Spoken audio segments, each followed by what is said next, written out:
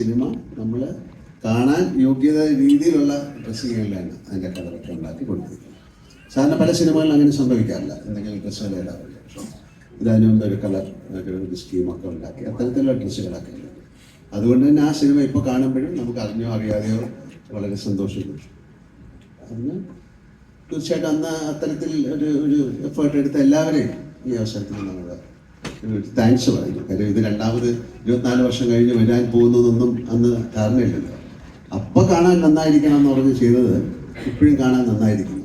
ഇതൊരു ഭാഗ്യമായിട്ട് ഇനി ലാലേട്ടൻ ഇത്ര മനസ്സിൽ ഇപ്പൊ ദേവദൂതം സ്ഫടികം നേരത്തെ വന്നു, ഇപ്പൊ ദേവദൂതം വരും. ഇനി ലാലേട്ടന് മനസ്സിലാ നേരത്തെ റിലീസ് ചെയ്ത സിനിമയിൽ ഏതാണ് വരണമെന്ന് മനസ്സിലുള്ളത്? അങ്ങനെ എൻ്റെ മനസ്സിൽ തോന്നിയിട്ട് കാര്യമില്ല. അങ്ങനെയൊന്നുമില്ല. അതിപ്പോ എല്ലാ സിനിമ എല്ലാ തരത്തിലും കാണാനുള്ള സാഹചര്യം ഉണ്ടല്ലോ. അത്തരത്തിൽ സിനിമകളിൽ അതിനൊരു ട്രെൻഡ് ഉണ്ടായ അത്തരത്തിൽ സിനിമകൾ വരട്ടെ. അങ്ങനെ ഒരു പർട്ടിക്കുലർ സിനിമ എനിക്ക് എടുത്ത് പറയാൻ പറ്റില്ല. ലാലേട്ട ഈ സിനിമയിൽ ഏറ്റവും ഐക്കോണിക് ആയ ഡയലോഗാണ് അയാൾ സംഗീതത്തിന്റെ രാജാവാണ് എന്ന് തുടങ്ങുന്ന ഒരു. അപ്പൊ അത് പറയുമ്പോൾ ലാലേട്ട കണ്ണുകളിൽ ഒരു ആർദ്രതയുണ്ട്, ഒരു ജീവസാക്ഷാത്കാരം ലഭിച്ച സംഗീതജ്ഞന്റെ പൂർണ്ണതയുണ്ട്. ഞങ്ങൾ അതിനെ കാണുമ്പോൾ ഞങ്ങൾക്ക് തോന്നുന്നത്, ഞങ്ങൾക്ക് ആ ഡയലോഗ് കേൾക്കുമ്പോൾ ഓർമ്മ വരുന്നത് വിദ്യാസാഗർജിയാണ്. പക്ഷെ ഇതിനെപ്പറ്റി വിദ്യാസാഗറിനോട് ചോദിക്കുമ്പോൾ അദ്ദേഹം പറയുന്നത് അദ്ദേഹം ആ വരികൾ കേൾക്കുമ്പോൾ ഓർക്കുന്നത് ദൈവത്തെയാണെന്ന്. ലാലേട്ടൻ ഡയലോഗ് പറയുമ്പോൾ മനസ്സിൽ വന്നതായിരുന്നു. ഞാനിപ്പോ ചോദിച്ചാൽ പറയാൻ പറ്റില്ല. ആ ഒരു നിമിഷമല്ലേ. അതിപ്പം തീർച്ചയായിട്ടും ഓൾമൈറ്റി തന്നെയായിരുന്നു. ദൈവത്തിന്റെ മുകളിലുള്ള ഒരാളാണ്. അതാരാണെന്ന് അറിയില്ല. ഈ സിനിമ 24 വർഷത്തിന് ശേഷം ഒരു ജനറേഷൻ വീണ്ടും കാണാൻ പോകുന്നു. ഒരു ജനറേഷൻ കൈയടിക്കാൻ മറന്നു പോയെടുത്ത് വീണ്ടും കൈയടിക്കാൻ വേണ്ടി ഒരു കൂട്ടം ഉണ്ടാവുന്നു. അത് ഒരു വല്ലാത്ത അപൂർവതയാണെന്നോ അല്ലെങ്കിൽ അന്ന് മാത്രം സംഭവിക്കാത്തത് പിന്നെ ഒരു ജനറേഷൻ മൊത്തം കാണാൻ പോകുന്നു. ഈ പുതിയ ജനറേഷനോട് ദേവദൂതത്തിനെ പറ്റിയിട്ട് ഒരു ഇൻട്രോ ലാലേട്ടൻ എന്താ പറയുക? അങ്ങനല്ല, അവരുടെയൊക്കെ ഒരുപാട് പേരുടെ റിക്വസ്റ്റ് ഇതിന് പുറകിലുണ്ടായിരുന്നു എന്നാണല്ലോ. അപ്പം ഇത്തരം സിനിമകൾ കാണാൻ വേണ്ടി താല്പര്യം അവർ പ്രകടിപ്പിച്ചു. അതുകൊണ്ടാണല്ലോ സിനിമ ഉണ്ടായത്. പിന്നെ ഇതൊരു ഭാഗ്യമാണ്. ഞാൻ നേരത്തെ പറഞ്ഞ പോലെ ഇതിൻ്റെ പ്രിന്റ് ഉണ്ടാകുക, ഇത് മാസ്റ്റർ ചെയ്യാൻ പറ്റുക, വീണ്ടും അതിൻ്റെ സൗണ്ട് ട്രാക്ക് ഉണ്ടാകുക. ചില സിനിമകളുടെ ഇല്ല. അതുകൊണ്ടാണ് ഞങ്ങൾ പറഞ്ഞത് ഇതൊരു ഭാഗ്യമാണ്. ആ ഭാഗ്യം ഈ സിനിമയ്ക്ക് ഉണ്ടാകട്ടെ എന്ന് പ്രാർത്ഥിക്കുന്നു. വീണ്ടും ഇത് സിനിമ തിയേറ്ററിലേക്ക് പോവുകയും പിന്നെ ഈ സിനിമ വീണ്ടും കുറ്റം പറയാൻ തുടങ്ങിക്കഴിഞ്ഞാൽ നമുക്കൊന്നും പറയാൻ പറ്റില്ല. ഈ സിനിമ വീണ്ടും കാണുക. നിങ്ങൾ കണ്ടിട്ട് ഒരു 24 വർഷം മുമ്പ് നിങ്ങളൊരു സിനിമ എടുത്തിരുന്നു. അങ്ങനെ അന്നേ മലയാള സിനിമ എൻറ്റിറ്റി വൈസ് ചെറിയൊരു സ്ഥലത്ത് നിന്നാണ് മലയാള സിനിമ ഉണ്ടാകുന്നത്. പക്ഷെ അതൊക്കെ ആ 24 വർഷം മുമ്പും നമ്മൾ ഇതിൽ ക്രാഫ്റ്റിൽ ശ്രദ്ധിച്ചിരുന്നു എന്ന് ഒരു തലമുറയെ ഓർമ്മിപ്പിക്കുന്ന ഒരു സിനിമയായിട്ട് മാറട്ടെ എന്നാണ് ഞാൻ ആഗ്രഹിക്കുന്നത്. പറഞ്ഞല്ലോ, ലാലേട്ടനടുത്ത് പറയുകയാണ് ഈ സിനിമ വീണ്ടും നമ്മൾ റിലീസ് ചെയ്യാൻ ഒരുങ്ങുകയാണെന്ന് പറഞ്ഞപ്പോൾ ലാലേട്ടൻ ഇവരുമായിട്ട് സംസാരിച്ചപ്പോൾ എന്തായിരുന്നു ലാലേട്ടൻ പറഞ്ഞത്? ഇങ്ങനെ വീണ്ടും ഈ സിനിമ റിലീസിന് ഒരുങ്ങുന്നു, ഇവർ രണ്ടുപേരും ഒന്ന് കാണുമ്പോൾ വളരെ സന്തോഷം തോന്നി. കാര്യം അതൊരു വലിയ കാര്യമാണ്. കാര്യം അന്ന് ആ സിനിമ ഇപ്പൊ പറഞ്ഞു ഇവര് സംസാരിച്ചതെന്ന് മനസ്സിലാക്കാമല്ലോ. നമ്മൾ വളരെയധികം ആ സിനിമയ്ക്ക് വേണ്ടി പ്രയാസപ്പെട്ട് എടുത്തൊരു സിനിമ അതന്ന് സക്സസ് ആയില്ല. അപ്പൊ അതിനെ ഒരിക്കൽ കൂടെ ആൾക്കാരിലേക്ക് എത്തിക്കാൻ ശ്രമിച്ചു എന്ന് പറയുന്നത് വലിയ കാര്യമാണ്. ആ ഒരു എഫേർട്ടിന് തീർച്ചയായിട്ടും ദൈവത്തിൻ്റെ ഭാഗത്തു നിന്നൊരു പ്രതിഫലം ഇവർക്ക് കിട്ടും, അല്ലെങ്കിൽ ഞങ്ങൾക്ക് കിട്ടുമെന്ന് ആഗ്രഹിക്കുന്നു. വളരെ സന്തോഷം തോന്നിയ കാര്യത്തിലാണ്. അതാണ് ഞാൻ നേരത്തെ പറഞ്ഞത്. ഇത് തോന്നിപ്പിക്കുകയാണല്ലോ ഒരു സിനിമ വീണ്ടും നിങ്ങൾക്ക് ചെയ്യാൻ. അപ്പം ആ തോന്നിപ്പിക്കുന്നത് ആരോടും എന്തോ പറഞ്ഞതാണ്. ആ പറഞ്ഞ കാര്യം നടക്കട്ടെ. അതൊരു നല്ല വാക്കായി മാറട്ടെ, നല്ലൊരു സെന്റൻസായി മാറട്ടെ.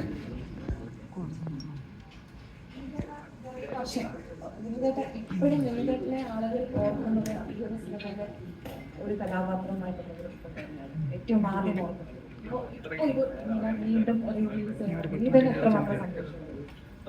നേരത്തെ ഞാൻ സംസാരിച്ച പോലെ തന്നെയാണ് ഇത് നമ്മളൊരു ചരിത്രത്തിന്റെ ഭാഗമായി വരിക എന്നുള്ളത് ഒരു നിയോഗം കൂടിയാണ്. അപ്പൊ ആ നിയോഗം ഞാൻ പറഞ്ഞില്ല, എന്നെ ഈ ക്യാരക്ടർ ചെയ്യാൻ വേണ്ടി സിനിസാർ വിളിക്കുന്ന സമയത്ത് എനിക്കറിയില്ലായിരുന്നു. രഞ്ജിത്തേട്ടൻ എന്നെ വിളിച്ചിട്ട് ഊട്ടിയിലേക്ക് വരണമെന്ന് പറയുമ്പോൾ എനിക്കറിയില്ലായിരുന്നു ഞാൻ എന്താ ചെയ്യാൻ പോകുന്നത്. തിയേറ്ററിലെത്തിയപ്പോഴാണ് എൻ്റെ ക്യാരക്ടർ എന്താണെന്നും അത് എത്രമാത്രം വിലപ്പെട്ടതാണെന്ന് ഇപ്പോഴാണ് എനിക്ക് അതിൻ്റെ നമ്മൾ പറഞ്ഞില്ല ചില കനികൾ ഇപ്പം നേരത്തെ പറഞ്ഞതുപോലെ ചില മുത്തുകൾ കാലം കൊണ്ട് നമുക്ക് തിരിച്ചറിയാൻ പറ്റുന്നില്ല. അങ്ങനെ കിട്ടിയൊരു മുത്താണ്. അത് വളരെ സന്തോഷമുണ്ട്. ഇപ്പം ഞാൻ ഇനി കാണാൻ പോകുമ്പോൾ എൻ്റെ മക്കളും ഉണ്ടാവും എൻ്റെ കൂടെ തിയേറ്ററിൽ. അത് വളരെ സന്തോഷമുള്ള കാര്യമാണ്. ഈ കോക്കേഡ് സിനിമയായിട്ട് 3-4 സിനിമകൾ ചെയ്തു. ഇനിയുള്ളൊരു യാത്ര ഇപ്പം വീണ്ടും അദ്ദേഹത്തിൻ്റെ തലമുറ മകളായിട്ടാണ് ഈ പ്രൊജക്റ്റുമായിട്ട് വരുന്നത്. അപ്പോൾ ഇനി ഇവരുമായിട്ടൊരു കൈകോർക്കാൻ ഒരു ഭാഗ്യമുണ്ടാകുമെന്ന് ഞങ്ങൾക്ക് പ്രതീക്ഷിക്കുന്നു. സിയാദക്കായി ലാലേട്ടനൊക്കെ ഒരുമിച്ച്? ആ വാക്ക് തന്നെയാണ്, അതിൻ്റെ ഭാഗ്യം എനിക്ക് ഉണ്ടാകട്ടെ. തീർച്ചയായും.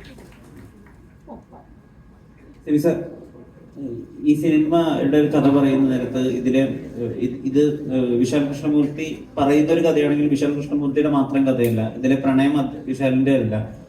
വിശാൽ രണ്ട് പേർക്കിടയിലെ പ്രണയത്തിന്റെ പാലമായി മാറുന്നുണ്ടോ? അപ്പം അതിലേക്കൊരു അന്നും ലാലേട്ടൻ 2000-കളിൽ ഒരു വലിയ അമാനുഷികനായ സൂപ്പർ സ്റ്റാറായി നിലനിൽക്കുന്ന സമയത്ത് ഇതിലേക്ക് വരാനുള്ള താല്പര്യം പ്രകടിപ്പിക്കുക അല്ലെങ്കിൽ ഇതിന്റെ ഭാഗമാവുക, ആ ചോയ്സിനെ സിബി സാർ എങ്ങനെയാണ് മനസ്സിലാക്കുന്നത്?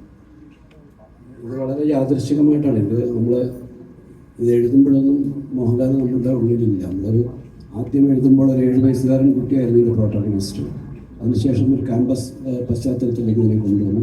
പിന്നീട് യാദൃശ്ചികമായിട്ട് ലാലി കഥ കേൾക്കുകയും ലാലി ആ കഥ ഇഷ്ടപ്പെടുകയും അതിൻ്റെ ഭാഗമാകാൻ ആഗ്രഹിക്കുകയും ചെയ്തു. അപ്പോൾ അതിന് തക്ക മാറ്റങ്ങൾ അതിലേക്ക് വരുത്തേണ്ടി വന്നു. അങ്ങനെയാണ് ഇതിൻ്റെ ഭാഗമാകുന്നത്. പക്ഷേ ലാല് വരുന്നത് പോലെ ഈ സിനിമയ്ക്ക് വേറൊരു ലെവലിലേക്ക് ഇതിനൊരു എന്താണ് മാനം ഉണ്ടാവുകയാണ്. ഒരു വലിയ ലെവലിലേക്ക് ഈ സിനിമ മാറുകയുണ്ടായി. അതുകൊണ്ട് തന്നെയാണ് ഈ സിനിമ വീണ്ടും നമുക്ക് റിലീസ് ചെയ്യാൻ സാധിക്കുന്നത്. കാരണം അന്ന് ഒരു സാധാരണ ഒരു ന്യൂ കമറ വെച്ചിട്ടാണ് ചെയ്യുന്നതെങ്കിൽ ഇന്ന് രണ്ടാമതൊരു റിലീസിന് പ്രസക്തി ഉണ്ടാകുമായിരുന്നില്ല. ഇന്ന് മോഹൻലാൽ എന്ന് പറയുന്ന ഒരു സൂപ്പർ താരം ഇതിൻ്റെ ഭാഗമായി ഉള്ളത് കൊണ്ടാണ് ഈ റീ റിലീസിൻ്റെ പ്രസക്തി തന്നെ സംഭവിക്കുന്നത്. ഈ മഞ്ഞൾ വിരിഞ്ഞ പൂക്കളുടെ ഓഡീഷന് 2 മാർക്ക് കൊടുത്ത നടൻ പിന്നീട് 2 ദേശീയ അവാർഡ് വാങ്ങിക്കുക, ദേവദൂതനെ പോലെ കാലത്തിന് അതിജീവിച്ച ഒരു സിനിമയിൽ നായകനാവുക, ആ നിയോഗത്തെ എങ്ങനെയാണ് മനസ്സിലാക്കുന്നത്? അത് അന്ന് കൊടുത്ത 2 മാർക്കിൽ 2 നാഷണൽ അവാർഡ് കൊടുത്തിട്ടുണ്ട്. ഇപ്പം ലാൽ ആഗ്രഹിക്കുന്നുണ്ട് അത് കുറച്ചുകൂടെ കിട്ടിയതെങ്കിൽ 2-3 തവണ ഇനിയും കിട്ടുമായിരുന്നു. അതിന്റെ പാട്ടിലെ ഏറ്റവും ഹിറ്റ് ആ കീബോർഡിൽ നിന്ന് ഒരു ചേഞ്ചിങ് വരുന്നുണ്ട്. അത് വലിയ രീതിയിൽ കയ്യടി വാങ്ങുന്ന ആ സോങ്ങിന്റെ ഇതാണ്. അതെങ്ങനെയാണ് ഒരു ചേഞ്ചിങ്ങിലേക്ക് സിബി സാറ് പറഞ്ഞ് മനസ്സിലാക്കി കൊടുക്കുന്നു? ലാലേട്ടൻ ചെയ്യുകയും ചെയ്യുമ്പോൾ മനസ്സിലുണ്ടാവും സന്തോഷമുണ്ടല്ലോ. അതിപ്പോഴും അത് കാണുമ്പോൾ നമുക്ക് ആ കീബോർഡിൽ നിന്ന് പെട്ടെന്ന് ഒരു ചേഞ്ചിങ് ആണ് ആ പാട്ടിലേക്ക് പോകുന്നത്. അതെങ്ങനെയാണ് സിബി സാറ്? ഇതൊക്കെ സംഭവിക്കുകയാണ്. നമ്മൾ ഒരു എന്താണ് ലാലെപ്പോഴും പറയാനുള്ള ഒരു വാക്കാണ്, നല്ല സിനിമകൾ എപ്പോഴും സംഭവിക്കുകയാണ്. ഒന്നും വലിയ പ്ലാൻ. ഇപ്പം നേരത്തെ ഭരതത്തിൻ്റെ കഥ പറഞ്ഞു. ഭരതമൊക്കെ സംഭവിച്ച സിനിമകളാണ്, മുൻകൂട്ടി പ്ലാൻ ചെയ്തുണ്ടായ സിനിമകളൊന്നുമില്ല. അതപ്പോൾ സംഭവിച്ച സിനിമകളാണ്. അതേപോലെ മോഹൻലാലിനെ പോലെ ഒരു ആക്ടർക്ക് നമ്മൾക്കങ്ങനെ വലിയ എന്താണ് കൈപിടിച്ചു നടത്തി അഭിനയിപ്പിക്കേണ്ട കാര്യമൊന്നുമില്ല. അദ്ദേഹത്തിന്